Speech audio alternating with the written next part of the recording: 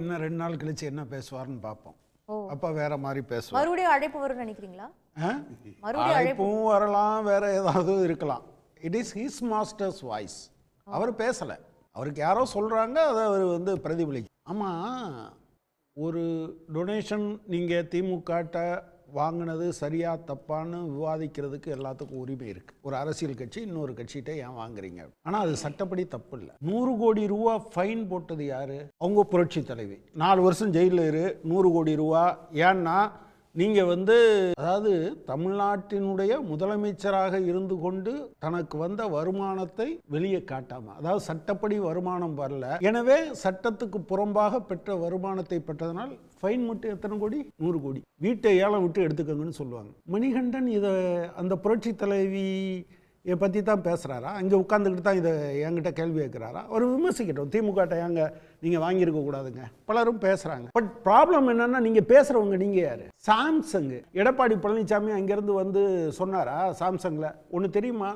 தமிழ்நாட்டு மக்களின் வரிப்பணத்தில் 1500 கோடியே 2020ஆம் ஆண்டு மார்ச் மாதம் எடப்பாடி பழனிசாமி தலைமையிலான அரசாங்கம் ரெனால்ட் நிசானுக்கு கொடுத்தீங்களா இல்லையா? யாரோட காசு? முதலாளிக்கு ஆதரவா சேவகம் செஞ்சுக்கிட்டு இருக்க நீங்க பேசக்கூடாது. உங்க அம்மா இருக்காங்கல்ல, புரட்சி தலைவி, 638 கோடி ரூபா நோக்கியால இன்வெஸ்ட்மெண்ட், ஒரு பைசா பாக்கி இல்லாம தமிழ்நாட்டு மக்களுடைய வரிப்பணத்தில் இருந்து கொடுத்தாங்க. மறுக்க சொல்லுங்க பாப்போம். அவர் சொன்னாரு, அதானிய நீங்க ஏங்க அதை நாங்கள் பண்ணலங்க, உம்மன்சாண்டி பண்ணிட்டு போனாரு, கோர்ட்டுக்கு போகலான்னு பேசணும். இல்லைங்க, அவங்களோட ஒப்பந்தம் போட்டிருக்காங்க, பிபிபி.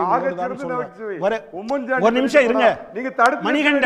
மணிகண்டன் பேசும்போதெல்லாம் கேட்டுட்டு இருந்தல,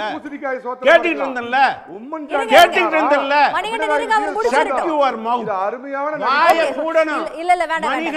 கடுமையான வார்த்தைகள் வேண்டாம். நான் கேட்டுக்கிட்டு இருந்தேன். நான் சொல்றேன் சார், நான் சொல்றேன். என்ன சொன்னாலும் கேட்டுக்கிட்டு இருந்தேன். யோக்கியதை இல்லைன்னு சொன்ன பிறகு கேட்டுக்கிட்டு இருந்தேன். அமைதியா இருங்க மணிகண்டன். அம்சம் இல்லாத ஆள்கிட்ட இருந்து அந்த வார்த்தை வந்தாலும் எனக்கு நேரம் ஒரு வரை காத்துட்டு இருந்தேன். அமைதியா இருக்கணும். போய் பார்க்கணும்ல, பார்த்தா தானே நமக்கு தெரியும். அடுத்து வேங்கை வயலுக்கு எடப்பாடி பழனிசாமி போனாரா? வேங்கை வயலுக்கு போக வேண்டாம். சேலத்துல திருமலைகிரி பெரிய மாரியம்மன் கோயில், சேலம் தானே, ஒரு கோயிலுக்குள்ள வரக்கூடாதுன்னு ஒரு தலித் இளைஞனை திமுக பஞ்சாயத்து தலைவர் அடிச்சிட்டார். நாங்க போராடணும். கோயிலுக்குள்ள அவரை மட்டும் இல்ல, பட்டியலின மக்கள் எல்லாத்தையும் கூட்டு போனோம். எடப்பாடி பழனிசாமி சேலத்துல தானே இருந்தாரு. பேசினாரா? கண்ணு எங்க இருந்தது? காது எங்க இருந்தது? வாய் எங்க இருந்தது? ஒத்த வார்த்தை பேசல. நீங்க நாங்க வேங்கை வேலுக்கு போனாராக்கும் எடப்பாடி பழனிசாமி. அட்ரஸ் எல்லாம் கேட்கறதுக்கு எடப்பாடி பழனிசாமிக்கு அட்ரஸ் நான் சொல்லுவேன். நீங்க சொன்னீங்கல்ல, புரட்சி தலைவி அம்மா 265 பேர், காவல்துறையினர், வனத்துறையினர், வருவாய்த்துறையினர், அப்பெல்லாம் இல்லைன்னு நீங்க சொன்னீங்க. 32 வருஷ போராட்டம். 18 பெண்கள் பாலியல் வன்கொடுமைக்கு உள்ளாக்கப்பட்ட போதும் ஒரு பெண்ணாக இருந்தும் அதை நியாயப்படுத்தினார் ஜெயலலிதா. அதன் தொடர்ச்சியாக உங்க எடப்பாடி பழனிசாமி பண்ணாரு. அத்தனை பேருக்கும் தண்டனை வாங்கி கொடுத்தது சிபிஎம். அதுதான் எங்களோட முகவரி. பேசக்கூடாது. எடப்பாடி பழனிசாமி இன்னைக்கு சொல்லுங்க. நாங்க போய் பார்த்தோம். அவரோட ஓபிஎஸ் இருந்தார். இந்த ஊர்ல இருக்கக்கூடிய கேபி பார்க் எங்க ஒரு குடிசை மாற்று வாரிய குடியிருப்பு டேமேஜ் ஆகிருக்கு. நீங்க வாங்க கட்டித்தாரன்னு சொல்லிட்டு உள்ள போகணும்னா 1.5 லட்சம். ஒப்பந்தம் போட்டது யாரு தெரியுமா? Edappadi Palaniswami government, central government, Asian development bank. Corona காலத்துல அந்த மக்கள் மலையில, கொளுத்துற வெயில, கொற்ற மலையில, பனியில படுத்து கிடந்தான்.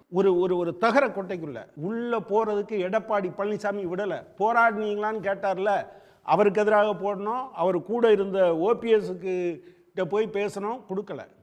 திமுக வந்தது, கூட்டணி கட்சி தான், போராடணும், ஒப்பந்தத்தை காட்டினாங்க, மக்கள் முக்கியங்கன்னு சொன்னோம். அத்தனை பேரையும் அங்கே குடியேற்றினாங்க. எடப்பாடி பழனிசாமி தான் போட்ட ஒப்பந்தத்தை மீற முடியாது என்று சொன்னார். மு.க. ஸ்டாலின் ஒப்பந்தம் போட்டாங்க, தமிழ்நாடு அரசு ஏற்றுக்கொள்ளும் என்று சொன்னார். கண்ணப்பர் திடர் மக்கள் நீங்க இருந்த காலம் முழுவதும் எங்கே இருந்தாங்க? திமுக வந்த பிறகு போராடணும், ஆனா திமுக தான் உள்ள போன்னு சொல்லிச்சு. நீங்க சொன்னீங்களா? எந்த முகத்தோடு இவர்கள் எல்லாம் வருகிறார்கள் என்று எனக்கு ஆச்சரியமாக இருக்கிறது. அடுத்து பார்த்தா அவரு சாம்சங்க்கு கொடி பிடிச்சிட்டு வந்தாராக்கும். சொல்லுங்க அவரை. அடுத்து பரந்தூர்ல அதிமுகவோட ஸ்டாண்ட் என்ன? விவசாயிகளை குண்டர் சட்டத்தில் போட்டாங்க. எங்க இந்திய நாடு முழுவதும் 1 வருடம் லட்சக்கணக்கான விவசாயிகள் போராடி கொண்டிருந்தார்கள். அதிமுக எதிர்த்திருந்தால் அந்த சட்டம் தோற்று போயிருக்கும். 770 பேர் சாவில் எடப்பாடி பழனிசாமிக்கும் பங்கு உண்டு. அந்த பாவ மூட்டையை நீங்கள் சுமந்து கொண்டு இருக்கிறீர்கள். நீங்க பேசக்கூடாது ஆக்சுவலா. அதே போல போலீஸை பத்தி எல்லாம் ஆமா, கலைஞரே தான் சொன்னாரு, நுரையீரல் முக்காவாசி கெட்டு போச்சுன்னு. ஆனா 13 பேரை சுட்டு கொண்ட போலீஸ் எடப்பாடி போலீஸ். கண்டிப்பீங்களா நீங்க? கண்டிச்சிங்களா என்னைக்காவது? அது உங்களுக்கு தெரியாதா? இன்னைக்கு 25 பேர் லாக்அப் டெத்தில் அப்பவும் நாங்கள் போராடினோம், இப்பவும் நாங்கள் போராடினோம். எடப்பாடி பழனிசாமி செல்வி ஜெயலலிதா காலத்தில் லாக்அப் டெத்தை எடுக்கலையோ, அதை எந்த கணக்கில் எழுதுவீங்க? எனவே his master's voice. Edappadi Palaniswami சொந்தமாக பேசவில்லை, சொல்லிக் கொடுப்பதை பேசுகிறார். ஒரே ஒன்று பாராட்டத்தக்கது, கார் மாறி மாறி போகாம ஒரே கார்ல போறார். டெல்லிக்கு போகும்போது மாறி போனது மாதிரி இல்லாம இங்க ஒரே கார்ல போறாரு.